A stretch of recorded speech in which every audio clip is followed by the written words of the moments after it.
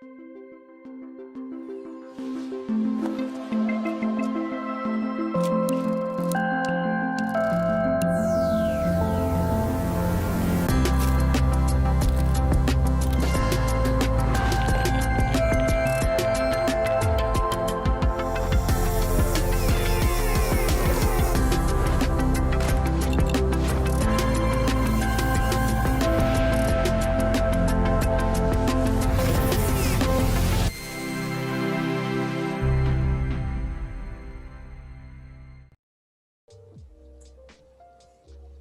everyone, welcome back to Adobe Live Day 2 with Isaac Orloff. I am so excited to see you guys. Welcome back again, as always.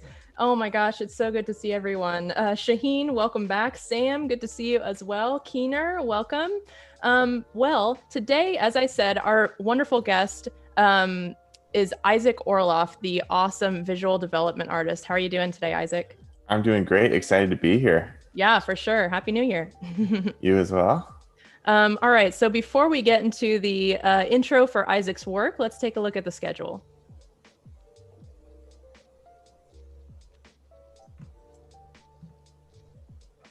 The schedule is actually a little blurry for me.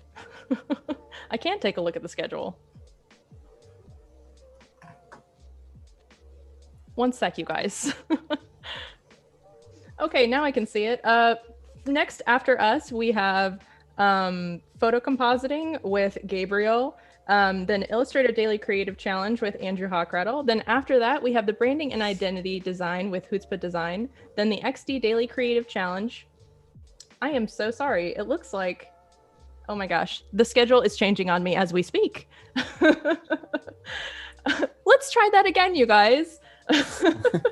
Drawing and painting with Isaac Orloff, then the Illustrator Daily Creative Challenge, then mobile app design with Codi Bear, then the XD Daily Creative Challenge with Andrea Epi, then the Creative Encore Design in the Dark with Hutzpah Design. There we go. Nailed it. Got it. Okay. Moving on to Isaac Orloff's intro. Like, if you could maybe tell us a little bit about yourself, Isaac, and what kind of art you do. Hey, yeah, I am a visual development artist. A visual development artist is someone who works in animation. I basically make work that goes into the design of the assets, backgrounds, and lighting for animated TV and movies. This is my website. You can see some of my personal work. Love to paint from life, and I do a lot of traveling, so I'm always painting from locations and things that I see in my travels. So here's some examples of personal work. And then you can also go up, and if you go over to production work, you can see some of the animated shows that I've worked on. Yesterday we looked at Wizards, now we'll look at Three Below.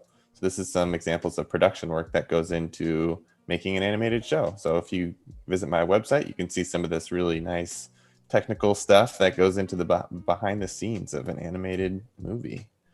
Wow, beautiful work. That rocket ship is so pretty. It's so cool being able to see like behind the scenes of visual development. I love like character sheets and stuff like that. So cool. Yeah, it's super fun. It's incredible the amount of work that goes into making shows like that. It's hundreds of people that come together. So really the culmination of the creative vision of hundreds of people is the final vision, which is pretty neat.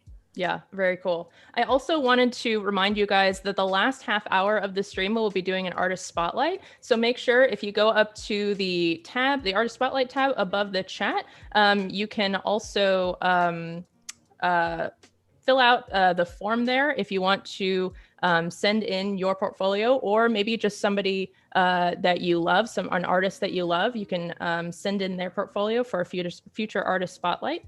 So yeah, don't forget to do that throughout the stream. And yeah, we can go ahead and get into the project that we're going to be working on today. All right. So today I'm really excited. We're going to be lighting a scene from start to finish. Basically, there's a few different ways of working. Yesterday, we worked very fast and loose and did a painting from a reference photo. But today, we're starting with the groundwork of a painting already complete.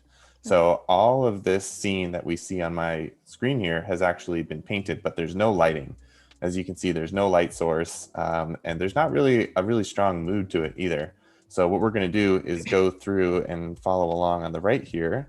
You can see all my layers organized very well this time. Yesterday we were a little quick and dirty, but today we have every part of the scene is actually broken into a different group. So what we can do is kind of turn these off, and you can see how we have a foreground, midground, background all set up into different groups, which will allow us to basically light the scene, and manipulate different elements in the scene accordingly. So I'm thinking for this one, I have an idea where I want to go already, but I'd like to do a few different lighting scenarios to show how light and color can affect the mood.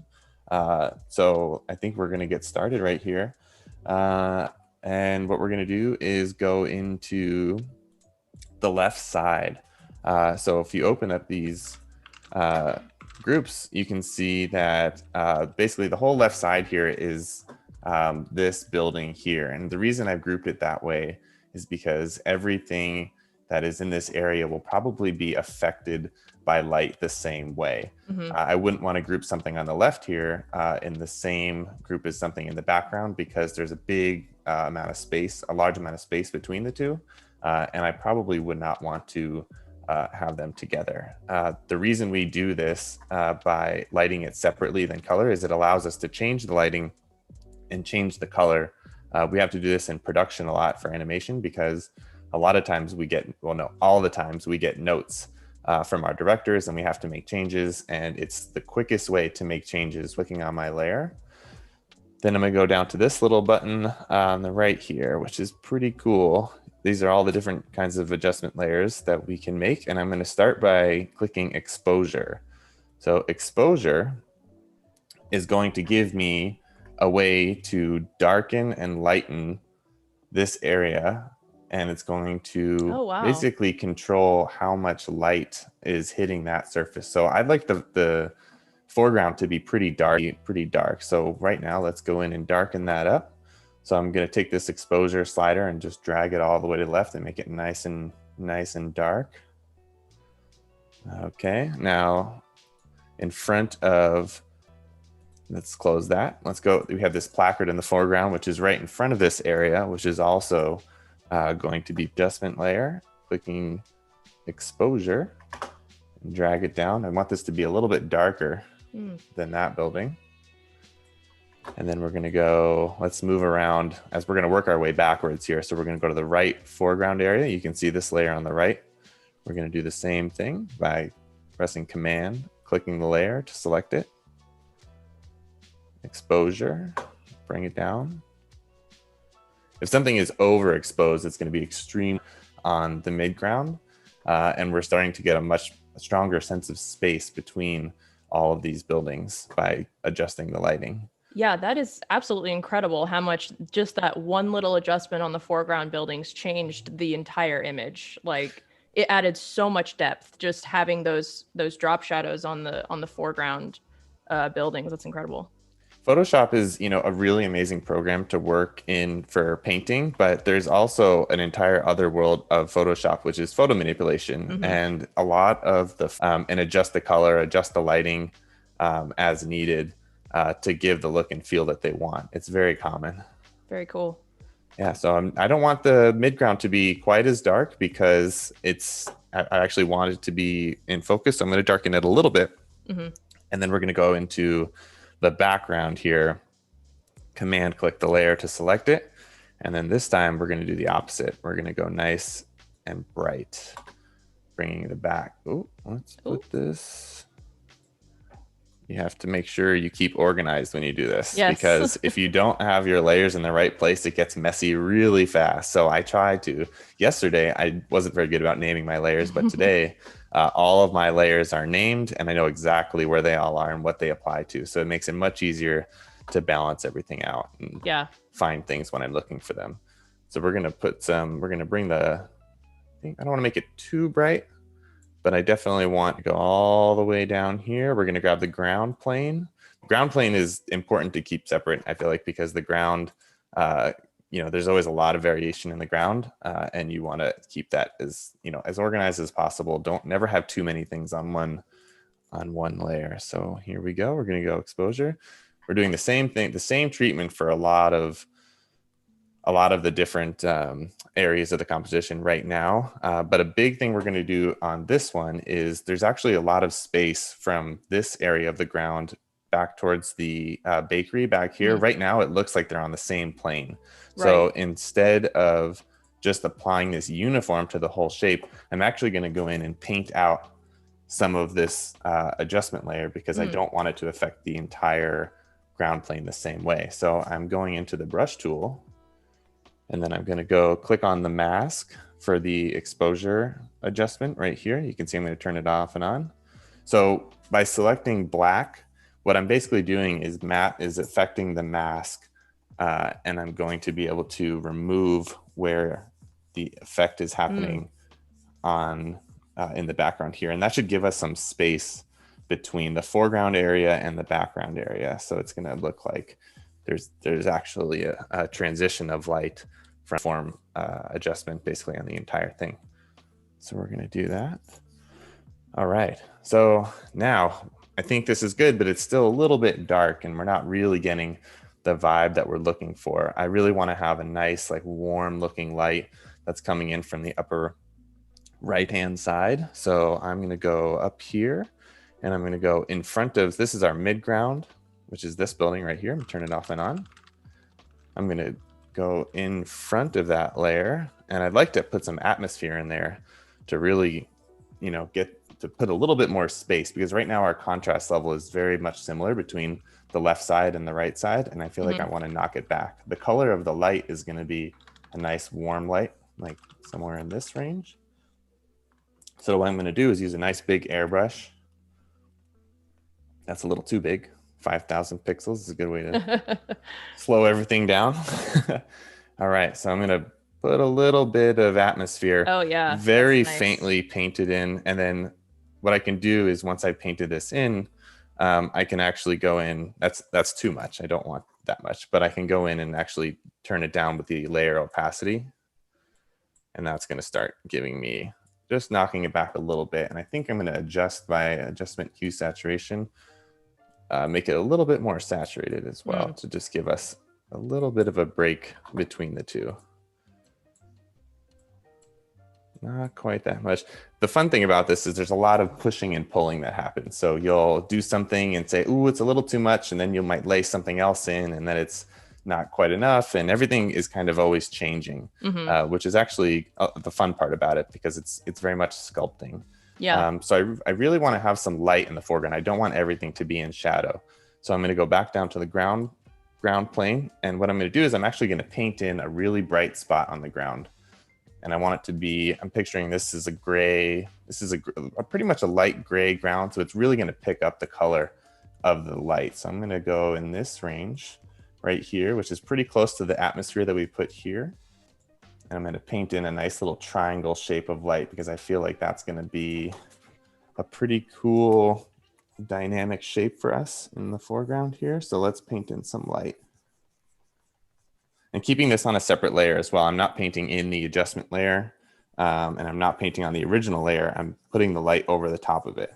This allows me to change it as needed, and I can shift the color without shifting the background. So this is going to be our nice big hit of direct sunlight that's coming somewhere above this building on the right here. It's coming down. Very cool. Yeah. And then we're going to go into those color dodge layers that everyone seems to love so much, myself Yes. included. It's really cool how much of a difference those make. So I think we can even, let's get the adjustments on there, maybe make it a little more saturated. Oh, I also wanted to mention, Isaac, you said that you have a link to a project that we're going to be working on that the viewers can download. Maybe you can tell them a little bit more about that. That's true. I'm actually making this work file available to you guys. And there's a link that we're going to post in the chat for you to download this work file so you can follow along and recreate this work file as I make it, which is pretty cool. So use the code LIGHTISMAGIC on that download link, and you'll be able to download a completed version of this PSD and see the final result. You can see it now, or you can wait till we're done. It's up to you. But either way, you'll have all the layers to turn off and on and see if you can recreate this yourself. Very cool. That's awesome. Yeah. So Wade will be able to post that link in the chat whenever he is available. And Kim actually had a question. They said, do you look at reference photos to know where lighting hits? Yes, absolutely. I think the most common practice is to gather a library of reference photos for any lighting scenario that you're trying to recreate. We can't always picture exactly how things are going to look in our mind. So it's very common. I shoot a lot of photos myself, and I might see something that I'm like, ooh, I'd like to apply that to a personal piece of mine. So I'll take a photo and then see if I can draw something and apply the same lighting scenario to my piece. Or you might see something in a TV show you like and say, ooh, I really love how they did that lighting. So I'm going to try and use that lighting in my piece. There's a ton of cinematic lighting reference out there, and it's really very easy to get reference, and you should always use reference. For this, I've done this one specifically before, so I know a little bit where I'm going on this one, but I use reference very, very often. Yeah. All right, so we put this a nice bit of key light in the foreground here, but we're going to make it pop by adding a new layer, which is going to be our color dodge layer. And this is basically going to be the glow coming off the ground, and it's going to be a really nice, strong hit of light. I like to go a little bit desaturated, but dark, because it's just going to make it not too blown out. So let's add that over the top. Oh, wow. Nice. Now this is going to be we have this light that's going to be coming over the top from, let's say, I'm going to do a little drawing here. Our light is coming from this direction, over the top. Let's try that again. Our light is coming from this direction. We're coming over the top of the building this way. So it's going to come down, and then it's going to bounce up off this onto other things. So let's take those arrows away, and then I'm going to use my auto select tool to find where I was before. Okay, now I'm on the atmosphere. You can toggle that on and off and kind of see. I'm going to erase some of this atmosphere because I actually went a little bit too crazy, and I got some in the foreground. I don't really want it in the foreground. I want it only behind that building. So right. I'm going to erase this and now move all the way back down to our midground. So this is the bakery. Now, we said before we added this really nice bright hint of light, but it's going to be reflecting up onto the midground. So what we're going to do is add another layer over the top of the exposure layer. And what we're going to do there is we're going to select the layer again by pressing Command and selecting the layer, add a new color dodge layer. And the same way we added the glow on the key light right here, we're going to take the airbrush and we're going to add a little bit of bounce light. Oh, nice. Now this I'm going to adjust because I think it's going to come in really strong. It's like a little bit too much this way, but I think what we can do, because it's a little bit too orange right now. So let's adjust it to be a little bit more yellow. And we could take it down a little bit because I think it's a little strong. I think we're going to have a little bit here, and then we're going to do it again with a bit more specific some forms, because the front of this box is actually going to pick up quite a bit of glow. So I'm going to do it again with the same thing, same color dodge layer, and then paint in. And then there we go. Now we're going to really start to feel. Oh, it's so warm. And also zooming out, zooming out really is going to help us basically tell if stuff is working. I'm going to deselect this. Just a little bit strong. So what I'm going to do is take down some of the areas I think that's going to hit the stuff that's pretty strong in the foreground. And then we're going to use one of this, an airbrush, to give us some kind of nice loose shadow. Nothing that's too hard edged, because it's a really strong, or it's a very delicate light, the bounce light. When you're having light that comes directly from the sun, it's really strong, and you'll get like a super strong cast shadow. But when this bounce light is coming up, it's actually quite delicate. So we don't really need to go too crazy with it. I might even bring this down quite a bit more because it's a little bit bright right now. Are you just using default brushes right now? Everything is default brushes. I love to use Kyle Webster's gouache brushes. Those are the ones that I find mimic kind of traditional medium the most for me, and they kind of give a nice painterly feel. This is kind of like a chalk brush with a lot of opacity variation in it, and I really like that as well. So, and then the airbrush, you can really use any brushes. I think it's a common misconception that you need super fancy brushes to make good art. But the reality is the stock Adobe brushes are pretty capable of doing almost everything you want to do. So you just have to take the time to get to know how to use a brush. And then it's going to be, once it's familiar to you, it'll be effortless. Yeah, definitely. Okay, so that is, there we go. Now we're starting to see a little bit of bounce light on that. So this is starting to come along. We're starting to get a vibe for how the light is coming over the top and hitting the base of the ground. One thing that I'd like to go back and do is actually adjust the color on some of these foreground elements, because while they are dark, they're not, it's not like they're not picking up any light at all. What they're actually going to do is pick up a little bit of light from the sky. So I'm going to close the midground and then go into the left side here. And I'm going to select the same mask as I did before, but I'm going to do instead of making a exposure layer, I'm going to do hue saturation. So hue saturation, and then I'm going to go, you can see on the right here, I'm actually going to click colorize. Colorize basically applies the color evenly to the entire area. However, I don't want it to be completely blue, so I'm going to move it a little bit purple. And then what I'm actually going to do is reduce the opacity on the layer. So we just get like a slight purple tint to the layer. I'm going to turn it off and on so you can kind of see how that looks with it without it. So it's a bit more even and just dark, but I like the color contrast of bringing in some purples, especially with the warm light. I think it's going to be a really nice change. Yeah, that's beautiful.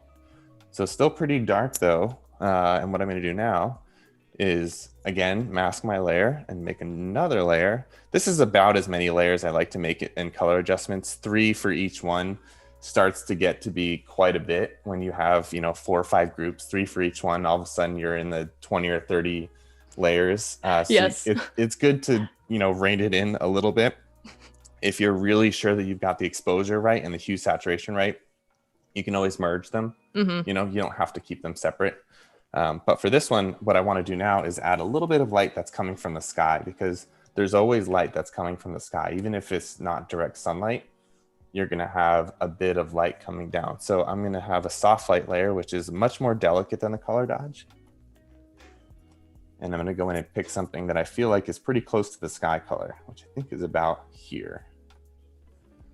And we're going to paint in basically a nice, soft light coming from the sky. Oh yeah. Kim in chat says, I'd love to see the same scene lit up for a nighttime scene. Yeah, I'd like to. I mean, the cool thing about doing this is that once you've got all your layer masks set up, all you have to do is switch the sliders and you can change the time of day, change the color. So it's a very flexible way to work. And it's a way that we work quite often because it just allows you so much flexibility. Yeah. So I'm going to, because this light source on the left here is coming from the sky, it's not going to be hitting under the awning. So I'm going to go in with an eraser. I'm going to zoom in here so we can do this a little bit better. Again, it's really soft, so I can actually use an airbrush for this. And we're going to take out all the light under the awning here. Have any of you guys in chat ever done that before? Have you ever created a scene and then created multiple different lighting scenes for it? I haven't ever done that before. I haven't really ever done very many nighttime scenes. I'm actually kind of terrified of doing nighttime scenes. Although I do really love a good glow from a lantern or a window or something. That always just warms up a really nice nighttime scene. Yeah, we're going to do lots of glow next. Yay. I'm using the selection tool right here. The polygonal, I think it is, selection tool, because I want to be able to get a hard edge for this shadow. I'm still going to use the airbrush tool as an eraser, but I want this hard edge boundary. So what I'm doing is basically just selecting it, because the light from the sky is not going to be hitting the underside of these trims, because it's just kind of like a soft light coming from above. So we're just going to get a nice little eraser in there, and we're going to do it one more time for this trim, and then you're going to really start to see the sense of light coming from above now that we're basically like taking away some of the light on Mm-hmm. the underside. It's very informative. So Yeah, definitely. try Just that those again. tiny little erasing sections really helps dictate the direction of the light. Big time. Yeah. So this is already looking like we have a little bit of a nice blue soft light coming in from the top of the building on the left, which is, it gives some nice contrast to what's going on the right here.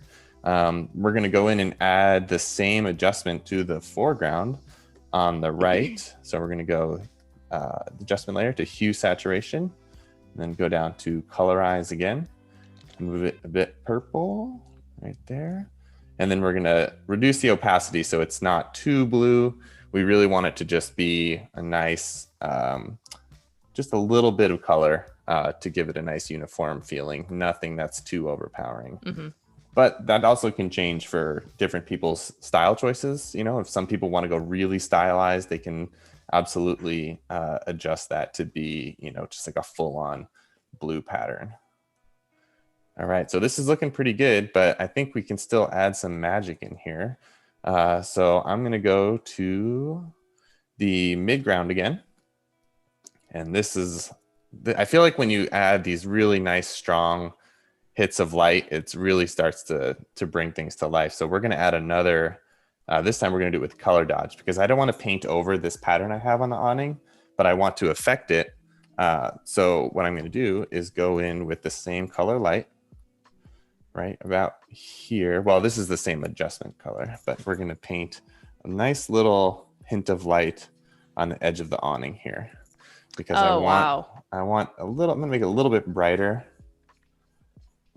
because it's really, you want to have contrast. And I think we're starting to really get a feel for the fact that the light is coming over the top. We're not everything's going to be super bright, but just a little bit of light here and there, and making interesting shapes with it also can help guide the eye, which is a really fun way to work. So we're almost there. Let's do this. And then we're going to add another color dodge over the top to give us some glow. And then whenever we do this, we look for opportunities to basically add some bounce light, make it a little bit more dynamic. All right, so we've got a nice hint of light on the awning there. Another color dodge on the top with the same color.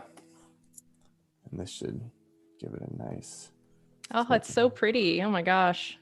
It's starting to feel alive, right? You can kind of get a feel for the space.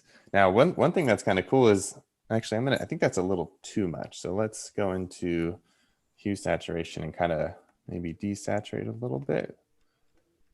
Yeah, that's better. Because it's a soft material. I don't think it's not going to blow out so much. Now, if we are getting a nice bit of light here, I'm guessing that's going to bounce up a little bit.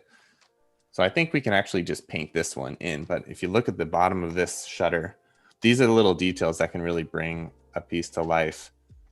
So I think we get some bounce light right on the bottom of this shutter. Let's see how that looks. We can always change it later. Mia in chat says, I'm so blown away with Isaac's work. I could watch him work all day. Thank you. Well, you can do this too. I think that the adjustment layers is a really, really fun way to work. It allows people to be creative, and it also allows you to like try things that you wouldn't normally do by kind of pushing and pulling really to the max. And I recommend it for everyone who's trying to understand how light affects the surface. Yeah, definitely. Okay, so we're starting to get this. I think we're not quite feeling the vibe of this being really soft and warm yet. So I'm going to go back into the midground where here we have this atmosphere, but I think I'm going to ratchet it up a little bit. I think we want a little bit more in there. Let's make it a little more saturated, brighten it up a little bit. And what we're going to do is add one more thing. The midground is pretty complex because this is where we have a lot of our lighting information going on. So we do have a lot of layers. I'm not going to collapse them right now, but if you do download the file that we have for you guys, then you can actually see a more pared down version of what's going on in here. It's a little bit easier to parse what's going on. I'm going to add one more really warm hit of light so we can get a feel for the fact that the sunlight is coming over the top. There And we yeah, go. that's a great reminder, you guys. We do have a download file of this finished file if you would like to check that out. What was the code to get into the file again, Isaac? The light is magic Light is is the magic. free code. So when you add it to cart, there's a opportunity to add a discount code, and that should take off 100% for you. Sweet. Yeah. All right. So now we kind of get a feel for the lights coming in over the top. It's a bit warmer.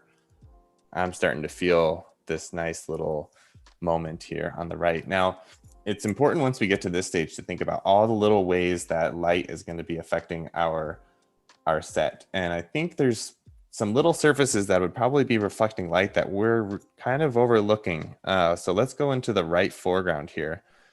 And we can see this step in the foreground.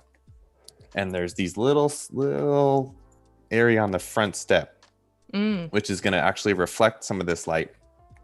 That's this really bright light source that we have. So I'm going to make it nice orange. Somewhere in here. Let's color. Oh, I have to start a new layer. There we go. We're going to bring some of this nice warm light on the front of that step. So it's reflecting what's going on in the main area. Let's maybe add a little bit more to that. Ooh. It's good to watch your edges because sometimes if you don't select appropriately, you can end up with some little phantom. Okay. I think we also get some light reflecting on the front of this doorway here. There's a nice strong angle where I think we're going to see someone do the same thing, color dodge with the same color light. It's pretty repetitive, but I think by making sure you're keeping track of which color light source you're using allows you to apply it evenly over everything. Mm-hmm. So I'm going to add a nice little bit of light on the front of that door. But this light source we're adding, or the bounce light we're adding, should not affect the surfaces that are facing us. It's really only anything that's looking towards this really nice bright spot. So I'm going to erase anything that's on the edges that's facing us. Mm-hmm. When you apply these kind of adjustment layers, it's important to really be conscious of your edges, because if you apply something really evenly around a corner, it's going to look flat and you're not going to get that sense of light being kind of wrapping around a surface. Right. So I'm going to erase out. I could use the selection tool for this, but I'm just going to go ahead and erase it this way. Make it a bigger brush there. I like to not have everything be super perfect. I like a little bit of hand done element in here, because if you use too many gradients, it can look very digital. And I really do enjoy when things have that loose hand done look. So definitely. I do like to use normal brushes once in a while when I'm doing this as well. Even when painting in the light effects, using a normal brush is pretty great. And mm-hmm. then we want the near side of this step to be totally dark because there's no light hitting that.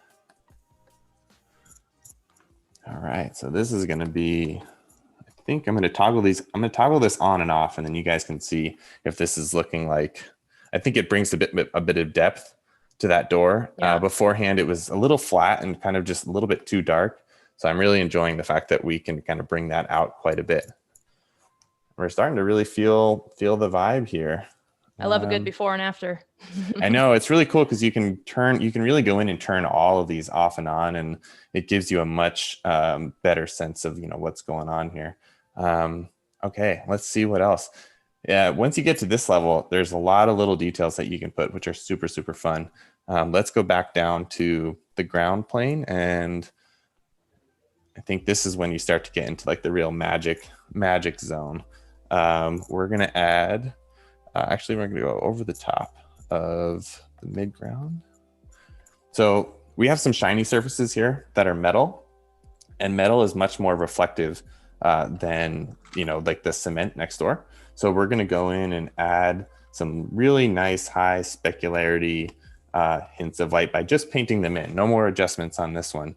We can just paint in little moments of reflected light to kind of give the feel of, we're going to do a middle one and then a nice bright hit over the top to kind of give the feeling of a reflection. Nice. And we're going to do the same thing with, take this color that we just used. We're going to do it on the metal on the barrel as well, because it's right in front of this big hit of light. So there's definitely going to be a bit of reflection there, I think. So we can paint in all these little guys and it really starts to bring it to life. We got a couple of questions in chat. Yeah.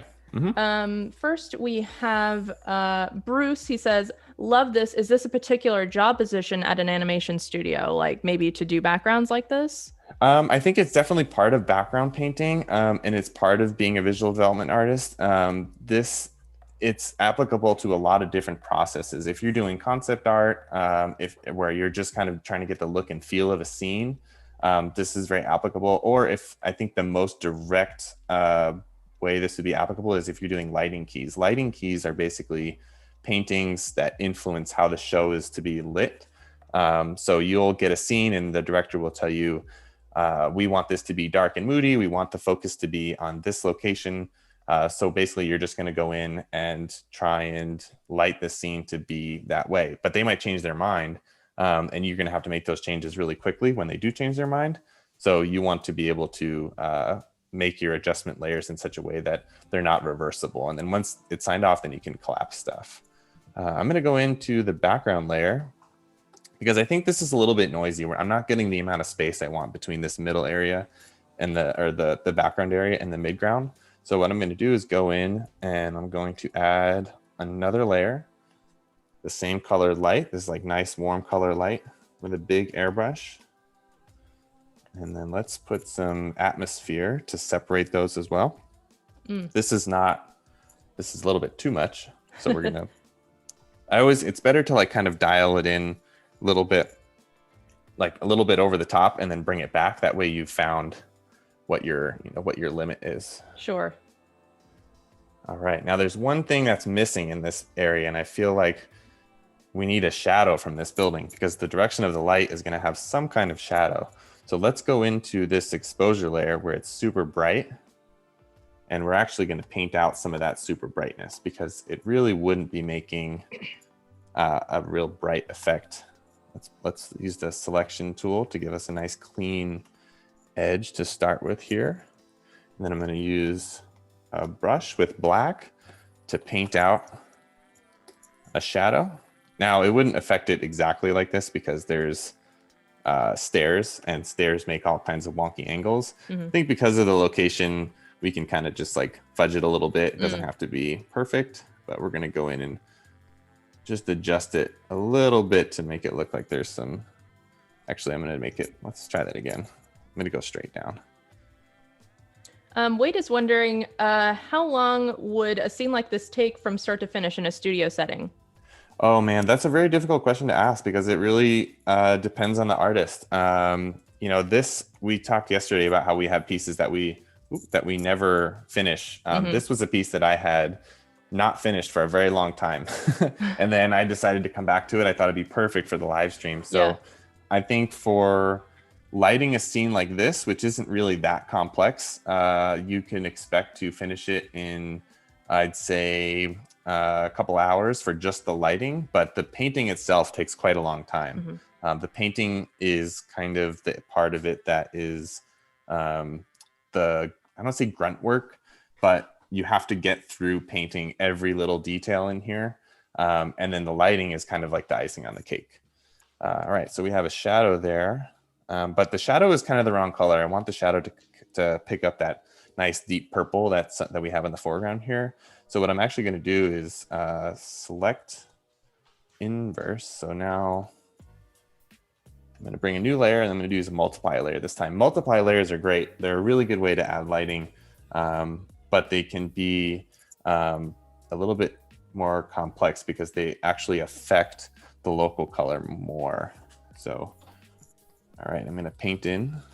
We're going to paint in this area. Basically, we're painting in the negative space of the adjustment layer that we added before. And I think this is going to do two things for us. I think this is going to give us a nice sense of, direction of light, but I think it's also going to make the front of this storefront pop out more. Because now we have some contrast here on the left side, and I think it's going to give us that nice, pretty cool.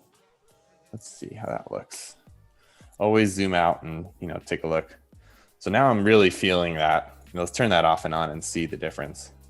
It really makes this corner pop out, and this is starting to be a nice high contrast focal point for us, and I'm enjoying that quite a bit. That's kind of the vibe that I was going for. So we're getting pretty close here, I think, to the end of the first lighting scenario, but we're going to do some more and try and do something that really has a much different feel. So I'm going to add in, now to this point, I think we're doing well enough that we can really add some really cool little special effects. Like one of the best things that I love to do is add little dust particles that catch the light. That always just gives you a really nice feeling of just being, I don't like, it makes it alive. I don't really know it feels so magical. I love how else to describe it. Shining dust particles. All right, let's do just a few, and we're gonna hit these with light as well. You'll see. Make a couple, always try and like vary the size a little bit. You don't want everything to be too uniform. Like this. All right, we're gonna add a little bit of glow to those as well. Everything gets a glow. Everything should get a little bit of a glow. You don't want to overdo it, but I think when you just use it really sparingly in the right spots, then it starts to really makes a big difference for you. All right. So this is starting to feel pretty convincing to me. I think we've got a strong sense of light coming over the right side here. We have a good key light in the foreground. I think if I was going to keep working on this a bit longer, I think I might put a little character right here. That's a good story moment. Maybe we can do that right now. It's a live, let's see if we can put a dog in there. Yay. Yeah, who doesn't love a cute little puppy dog? I actually have my dog sitting in my lap right now. My dog is upstairs. Very quiet. Not allowed to come down here. Yes, my dog was begging for my attention before the stream, so I was like, okay, you're going to sit in my lap while I am doing the stream. Just a mini dachshund. That's cute. Let's see if we can add just a little, maybe like doing a stretch.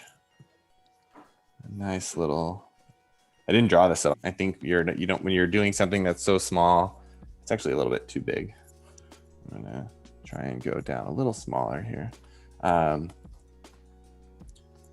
I think you really just need a suggestion. You don't need to be super detailed with some things that are like this, that are just kind of meant to catch the eye and not necessarily be like you. I'm gonna draw it instead. Kim says, your dog is so cute, Cody. What's his or her name? Her name is Vienna, as in Vienna sausage, because she's a dog. That is an amazing name. I like to put my dog in as an Easter egg in a lot of my animated shows. I always try and fit her name in there. What kind of dog do you have, Isaac? I have a pit bull mix and I had a shepherd mix. So the shepherd cute. mix is the one that I usually try to sneak in. But now I'm trying to fit in my pit bull mix to even things out a bit. So I want to get like a nice little stretch pose. All right, we just need the shape. And then what we're going to do is basically add a nice little hint of light over the top here. Do any of you guys in chat ever try to sneak your pets into your artwork? I've definitely drawn Vienna in my artwork a handful of times. It's always really fun. Why not? Yeah. I think in every animated movie, there are a lot of Easter eggs. Once you start to know where to look, sometimes they're there because they're actually money-saving devices. People reuse props from one show to the other just to fill space in the background. And a lot of times people will like think like, oh, that's a way like that the universes connect and stuff like that. But it's like, no, they're just trying to save a little bit of money. But right. A lot of times people will fit in names of loved ones or locations they like, restaurants or things that were really kind of like important to the production when it was going on. You might see directors' names, things like that. It's very common to see all that stuff worked into animation. It's a fun little thing you can do. Shaheen is wondering, does Isaac use any sort of 3D design applications too? All right. Here's the answer to that question. This scene started as a rough 3D model. Oh, wow. I was going to save this for the end. So this is basically a rough block in. I do this sometimes when I have access to the 3D software I need, but it's really cool to just build shadows and build like loose block shapes Not everything in here ended up how it looks in the final, but you can see the difference, or you can see how basically I picked the camera angle, which is really the biggest asset for doing 3D, is picking a camera angle, getting to move around the space, seeing how things look, and then basically fixing whatever issues there are in your actual painting itself. You can kind of go in and pick. So I didn't really do much of a drawing for this. Normally I would have my sketch kind of like overlaid over the top. But for this one, there's no need because I just had kind of a nice rough 3D model to work off of. So there's the answer to that. Yeah, I've never used 3D modeling for my artwork, but I've heard a lot of artists love it because it helps so much with perspective, and it helps you get really cool camera angles, just like you were saying for this one. It's just helps the process go a lot faster. Yeah, I mean, you know, camera angles are tough. I think it can make a huge difference with the dynamic angles in your scene, but it's almost like a whole nother job, you know, like a director of photography or someone, they really end up doing a lot of the picking of camera angles and stuff, and that's not usually on us. So I think when you're working in animation, you kind of really do have to keep a lot of that stuff in the back of your mind, because it's important. You know, you have to think of a lot of different things. It's not just the design of a character. This is a very crude painting of a dog, but I think it added a lot, honestly. It'll get the vibe across once it's done. You'll kind of having that one little character in there just really gave a focus to look at. That was my goal. I'd actually like to go in and kind of do a man sweeping. That's like my end game for this, is to do a character in there, but I don't really have time to work that out right now because I want to get his pose just right. So you can add in a little character.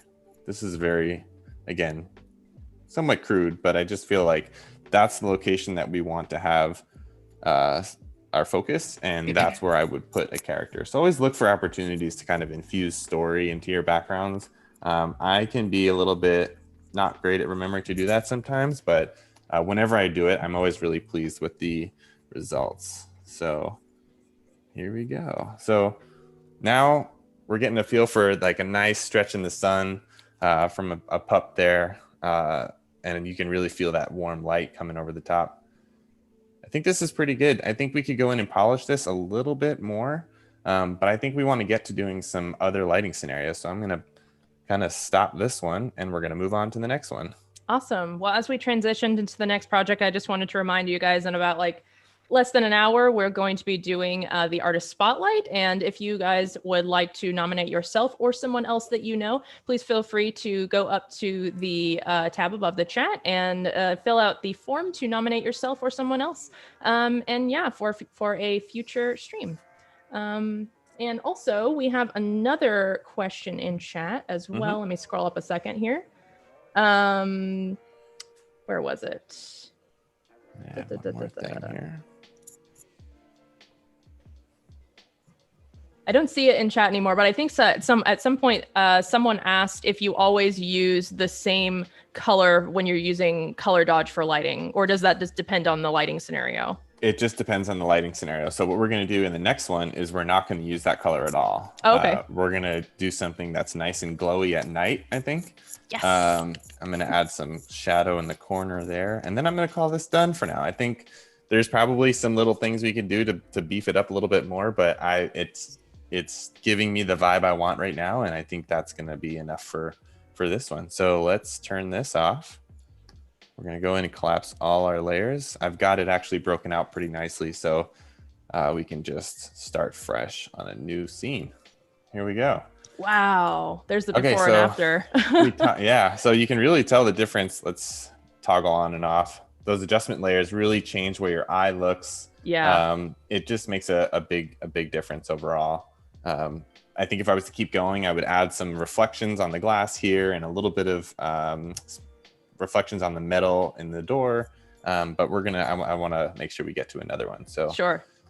All right, this one, we had a lot of requests for glow. So let's make a nice glowy storefront window in the night scene, so we can do something that's very different than what we did before. In order to do that, I actually have this set up a little bit different because we want to have light coming from these storefront windows, but the storefront windows are going to affect different things in here. Or they're going to affect these elements a different way. So the areas behind these racks, you see we have like these bread racks here, and then we have these hanging meats in the corner here. These are going to be much darker because the light is actually coming from behind them. So I don't really want to affect the entire window areas in a uniform way. So with that in mind, I actually didn't merge everything here. I actually left these separate because I know that these areas I'm going to want to have light affected differently. So that's something to, when you do have an idea where you want to go with the lighting scenario, it's helpful to keep those things in mind, because if you don't, then you're going to end up having to basically go in to all these little edges and erase everything out individually, and that can be very time consuming.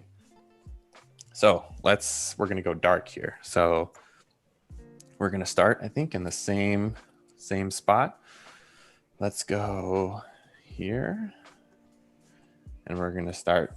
Basically, I would use the same sliders, or I could just go into the same file and use the same sliders. But for this one, I feel like I want to start fresh, just because we're going to do something that's really different, and I want to maintain the other light scenario so we can keep it going, or we can compare them afterwards. So I'm going to make the exposure first. We're going to go nice and dark. And then for this one, let's do blues instead of purple. So let's go hue saturation.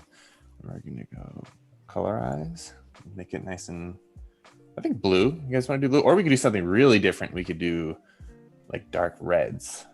Oh. What do you guys think? Anyone? What do you guys think? Blue lighting or red Blue, lighting? red. For We could do something really stylized or realistic. What do people want to do? Fairy is wondering in chat, how do you create an ambient bloom lighting on a subject? Is that like with your color dodge? Is that like the only way that you would do a bloom effect like that? There's a lot of different ways. I mean, I use the soft light layer. You can even do things like adjusting the exposure. You can add in another exposure. So here, there's honestly, the thing with Photoshop is there's so many different menus and so many different ways to adjust your color and light that you could probably do the things that I'm showing you half a dozen ways, maybe even more. And different artists have different ways of doing it. You just kind of have to pick what's best for you. Sometimes what I'll do is when I want to add an ambient light, I might just increase the brightness. So I might add like a brightness contrast layer. If the light that is going to be the ambient light is the same as the shadow color, then I don't really need to adjust it to be a different color. So then I would just increase the brightness. So there's really multiple ways to do it, but whenever it's ambient, I use a nice big like brush layer. So I'm going to go in and add a nice big airbrush, soft airbrush to give it that soft feel. We got a few votes for blue in chat, so it looks like we're going for blue. Let's do blues. I mean, the good old like blue, you can't really go wrong with that. Definitely. So, all right, let's go nice and dark. I'm going to go through and add these same adjustments all over the place here. There's actually another way to do it. So what I'm going to do here is I'm going to copy these layers, and then I'm going to bring them down here. I'm going to select all, edit, fill them in with black. This way, if you really want to keep the exact same measurements for each one, so now I can just select this and then delete it out the same way. So I keep the same, it's actually the same layer. I just basically change the mask for each one. And then I don't think we're going to have as much focus on the background here. So, you know, in the last one, that was a real big point of focus for us, was the brightness in the background. But this time, I think we're going to stay away from that. So we're going to lose a lot of that background stuff this time. We're going to make things real nice and dark. And it's also important to remember to change your sky color. Sky color is very important. So we're going to go, let's just go all the way. Ooh, where's the tree? Shaheen in chat is asking what 3D software you used. Did you use Photoshop to create this original 3D sketch? The 3D sketch was done in Maya. That I don't have Maya on my computer right now, but I know there's a bunch of different 3D software that you can use. it just depends on what works for you, what you can afford, if it's part of your, creative suite, or, there's so much software out there right now. It's pretty difficult to find one thing that works for everyone. I think everyone just has an option to find what's best for them, and whatever allows you to work quickly and efficiently, that's what you should be doing, especially for 3D stuff, because the whole point of 3D is to make it easy and fast, to save time. If you're struggling with the 3D and it's not really helping you, then take some time to learn it, obviously, and once you get to that point, then you'll really feel you'll get to feel the benefits of working in 3D. Yeah, definitely. All right, so I'm going down here. We're making this real dark. Still haven't adjusted the sky yet, but we will. Colorize. Yeah, it's nice and moody. I'm such a sucker for moody scenes. I feel like whenever I'm drawing, I end up diverting or kind of reverting to a real moody scene. Okay, now the sky. We want to have, maybe we want a little light in the sky, but for now, let's just go all the way. Let's just make it, we'll just make it real dark. Ferry is also wondering in chat, how do you know how long to create a cast shadow from a subject on the ground? I think you just have to think about the angle of the sun. So if I'm drawing something, let's just zoom in here real quick and I can answer that question. Make a layer over the top so I can draw. If we have the sun coming the same direction, let's say the sun is coming here. That means the light from this awning, if it's going to hit this awning, it's going to come down here. So it's going to come the same direction as the light. So if you draw a line from the edge of your subject to the ground plane, that you're going to get your cast shadow. So the cast shadow would be this long. You wouldn't want to have, if the lighting is coming from straight down, you wouldn't want a shadow that goes all the way out here, because that would only make sense if the light was coming from this direction. Hopefully that helps. Kind of like perspective lines. Yeah, all right, almost done here. We're going to brighten these. We're actually going really dark on this one to start, and then we're going to work in the light sources because we're not getting a lot of natural light source from the sky. So a lot of the light we're going to be painting in is artificial, which is actually a bit different than we handled the other lighting scenario. This one's going to be super dark. Maybe not that dark. All right, exposure. I feel like this is kind of the grunt work is just laying the basic layers in, but once you lay them in, then you get to really go in and paint in the fun stuff. Okay, and one more for the placard in the front, and that should do it for just kind of adjusting the whole scene. And then we can go in. I think we're going to have the storefront. Do we want the storefront on the left or the storefront on the right to be the focal point here? What do you guys think? We can do what do you guys one. Think? The meat shop on the left or the bakery on the right? Or we can do both. Or both. Yeah, up to you guys. Just have the whole alley lit. We want one strong focal point, I think, is really good. What do people say? We're going to have to start laying it in right now. Yeah, it's gonna take a second because we have a delay for the stream. So all right. So what I'm gonna do is add a bit of moonlight in. Awesome. From the top while we wait, because I feel like that's a good place to start breaking this up a bit. Oh, people are saying the meat shop. Meat shop. So left side. All right. It's a good thing that we have all of these things broken out. Our window obstacles, which now look very funny, but we're gonna go in. And we're going to use our polygonal selection tool. And I'm going to select the window area because that's where we're going to be seeing a lot of our light coming in. So let's go in here. This is going to take a minute to get everything. You want your edges with these windows. I feel like you really want your edges to be pretty perfect.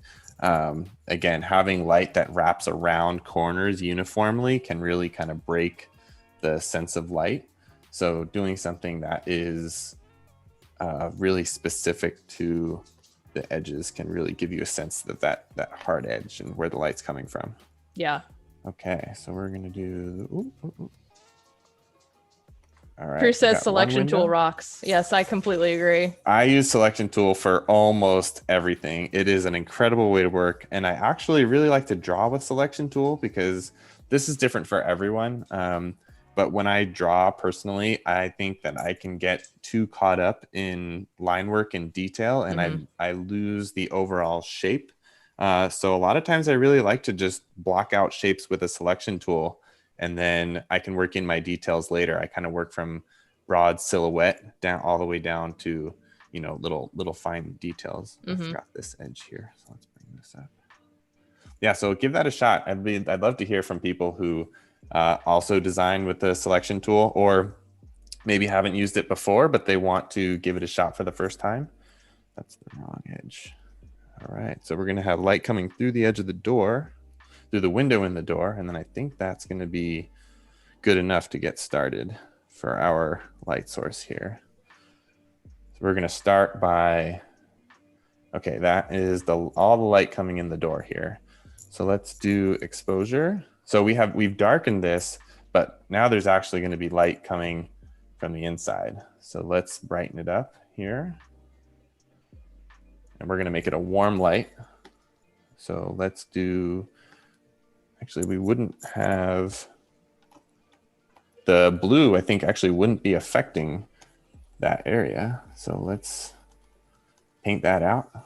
Oh, that's looking really nice already.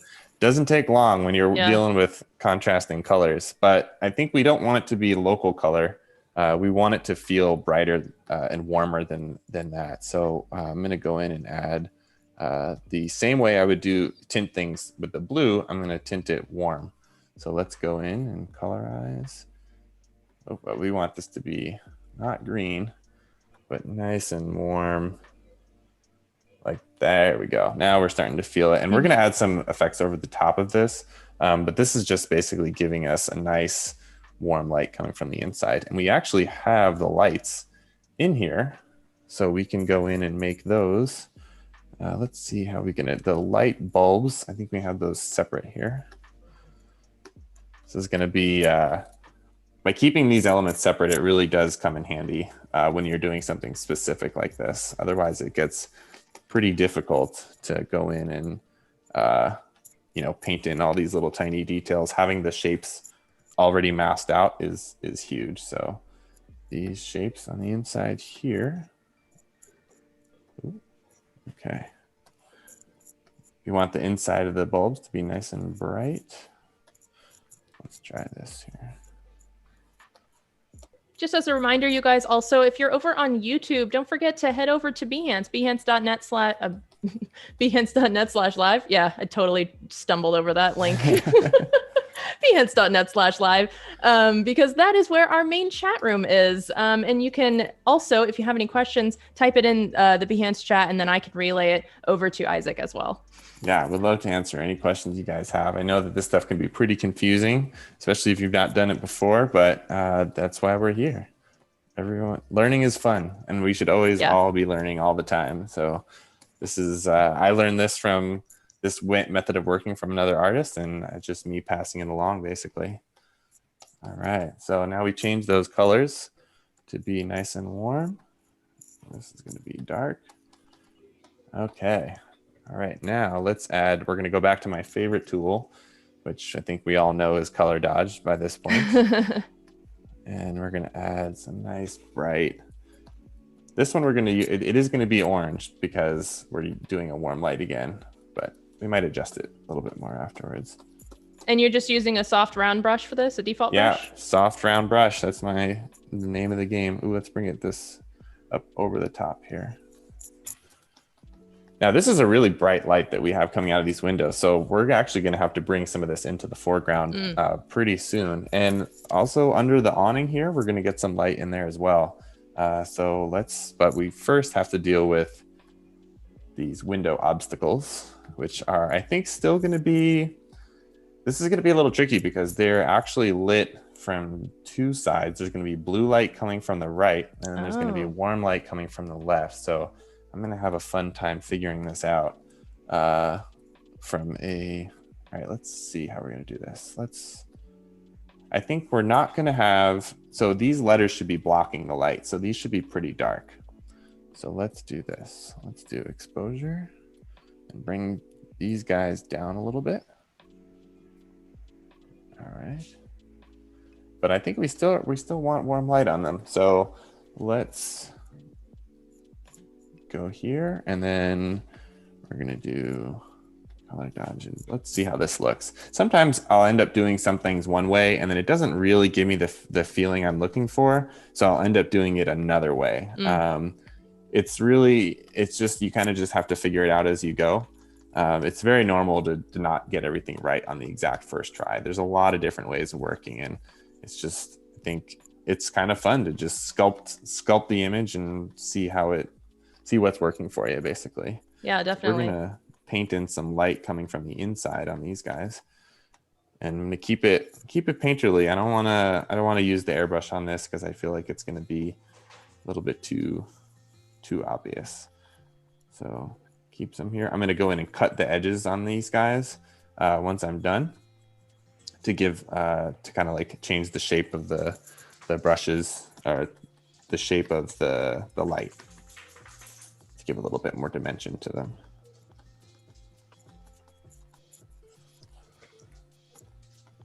There's quite a bit of light coming in on these guys. Edges here. All right, here we go. Now it's starting to look like something. I think we get light on the side. Let's see how that's looking. We're starting to feel it. You can starting to feel the light wrapping around the edge there. I'm going to deselect it just so we can see. I'm going to come back to these guys, I think, because this is actually probably one of the most complex parts of the piece. And I want to get some of the light laid into the other areas of the composition so we can get a feel for how bright we actually want these to be. So let's just stop here, I think, with these guys, and then we'll come back to these a little bit later. All right. So we have a light source here. Now we have a lot of light that's going to be coming out of these windows. So let's go down to our foreground, our ground layer, which is down here. Okay. Now let's start to add in that nice warm light across the foreground, because we might have to do this a different way, but let's see.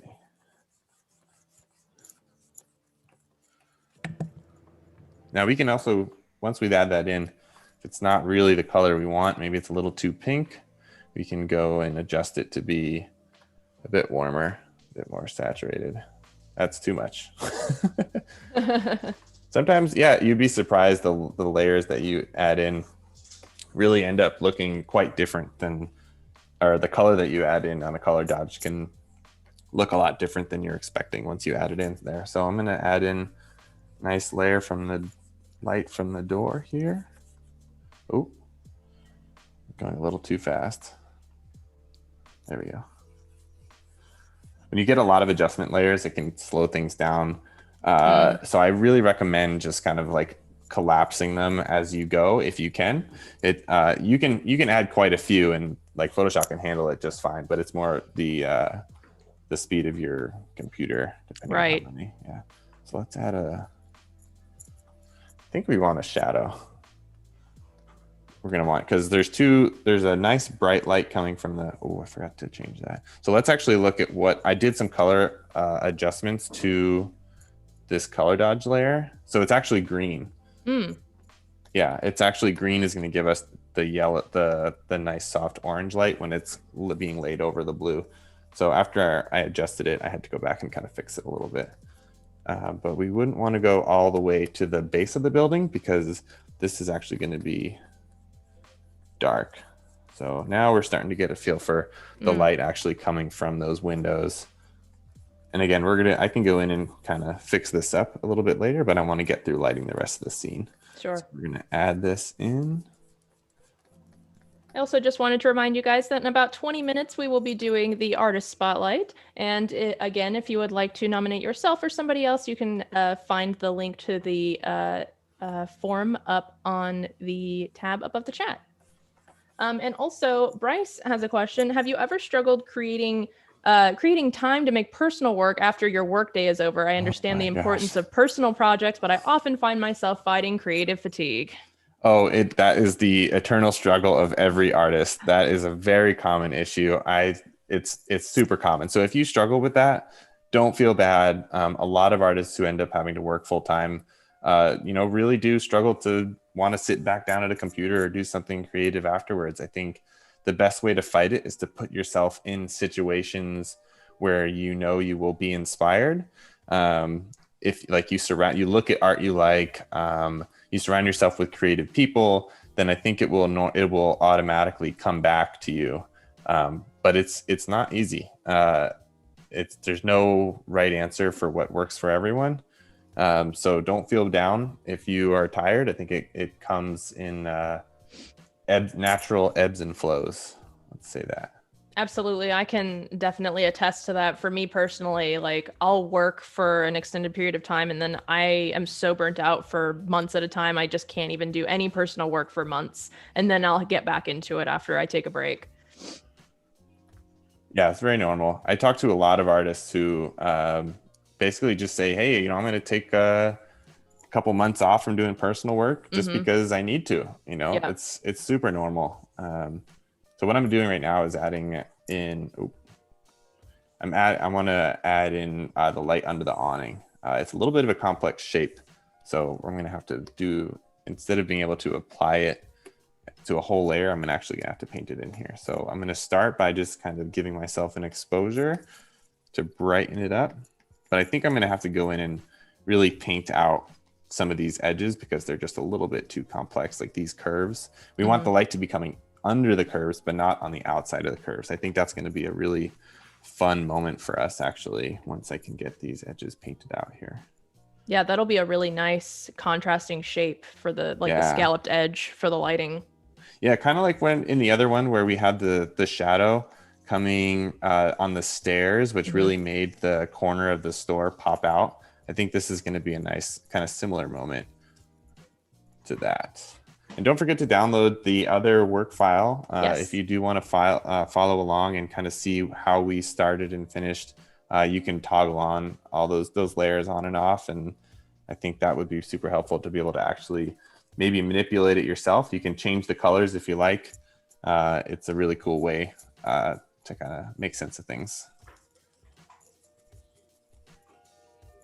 Okay, we're almost ready to add in the light here. This is super rough, but I think we're just going to go in and clean up the edges afterwards once we get a feel for, oops. Here, I'm going to do Control Z because I accidentally moved it. Also, PSA, everyone, don't forget to save your work, take a drink of water, and also stretch your wrists. Oh my gosh, yes. I should probably save this right now. It's so easy when you're in the zone to just not save your stuff. Especially when you're on a live stream. Yeah. Oh my gosh. Well, you find it working so quickly. You're like fast and furious in here. Okay. Now let's do color dodge layer. I'm getting away with mostly color dodge layers in here, not as much tinting, but that might change. I think I don't know if that's going to be enough for us. Let's try it again. Yeah, it's too yellow is tricky, or the light on the green is a little tricky here. But we're starting to feel it. Might go in and make some adjustments afterwards, but let's just go in. We have to take out this light because it wouldn't be hitting on this edge here. Once this one is done, if we don't finish it on the live stream, I'll definitely put it up and make it available for anyone who wants to download this file as well, the nighttime scene, because I want people to be able to see how both of them can work simultaneously. All right, we have some light under the awning, and then let's also add a little bit of atmosphere. Again, love adding atmosphere. We're going to do a soft light from these windows to give us a nice warm glow. And our background really hasn't been touched at this point. So right now, before I work on this much more, I'm going to go in and start to add some detail in the background, because I think we definitely don't want to let that go untouched for too long, because our piece will end up pretty imbalanced if we don't take a look at everything. All right, there's a little bit of atmosphere, and then I think we can erase some of that right in front of these guys because they're a little bit too washed out. Now they're starting to feel like they're in that window blocking the light. So you don't want everything to be too even. When stuff is too even, it just looks too flat, frankly. Yeah. I definitely struggled with that earlier on in my artistic journey. I had a tendency to want to blend everything out completely, and I had a really hard time just keeping those really nice contrasted darks and lights next to each other. And I just wanted to blend everything. And it's taken a lot of self-discipline over the years to get that better. It's not easy. I mean, honestly, there's a lot of habits that I think artists need to be reminded of all the time. It's just, I say, like, I like to have a little checklist on my computer, and every time I do a piece, it's like, okay, did I flip the canvas? Did I use shape contrast? Did I use, thick to thin? Did I use, like, all these kind of nice reminders of kind of broad drawing concepts? It really helps to just kind of take a look at them and say, did I do this? Did I do this? Because when you work quickly and you get in the zone, it's just like incredibly easy to forget where you've come and what you've kind of skipped over. So I'm going to add a little bit of atmosphere in the back here, not too much, but I'd like to definitely get like a nice hard edge on this building here. I think that's pretty cool. I'm digging that. And we're going to add a little bit more atmosphere, I think, behind I have to close some of these groups because it's getting a little bit crazy in here. But behind the right side, so we can better the silhouette. We really want to see the cool silhouettes of a lot of these building structures. You don't want to miss out on chances to, you don't want to lose all that design work, So now, just by adding that atmosphere, we're really starting to feel a nice night setting. We can even add some nice blue light on the stairs. I think that might be pretty cool because it is, moonlight is still light. It might be a little bit lighter, not quite as strong, but on a full moon, you can actually get some pretty intense lighting. So let's add a bit of blue in the ground. We're going to use a soft light layer because we're not quite as intense as a color dodge layer. Let's see if we can add some nice lighting here. This is going to give us a real nice color contrast too between the orange and the blue. Yeah. That's going to be real nice. Now we're going to go to the stairs. Let's find the stairs here. And we're going to add same thing. Add a little soft light layer. This is actually, this is a good opportunity. Because this is tinted blue already, I think I'm actually just going to brighten it. I don't need to add more color in there.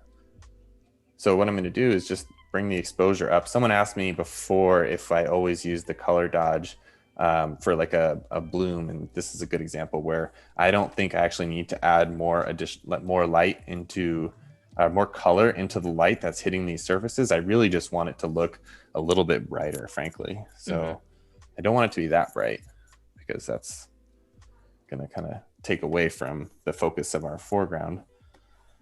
But I do want to add some light. So I'm going to use the selection tool to kind of pick and choose the surfaces. I only want the surfaces that are going to be facing the moon. I don't want anything that's going to be a vertical surface because that's not going to pick up moonlight. So the top of this surface right here would be a great place to kind of, let's go back here, do a nice little moonlight hit. That's nice. And this is very much cheating by doing the top edge of the stairs, but sometimes you just got to cheat to make it look good. So, because I don't know if we'd actually see the top of these stairs, but I think this is going to be pretty nice. So I'm going to add in also adding little like kind of chunks out of the stairs and breaking up these edges can add a really nice kind of design touch to have it break up the repetition. If you have a lot of repetition in a drawing, I think you want to make sure it's intentional. You can use it as a compositional element, or you can use it to kind of direct the eye. But if it's not intentional, it can flatten your piece out quite a bit. So I would try and avoid too much repetition without little breaks and design pluses. All right, I'm going to make this sign pick up a little bit of moonlight as well. This should really give us some nice dynamic or some depth in the background here. I'm gonna toggle this on and off and look at the difference with it, without it.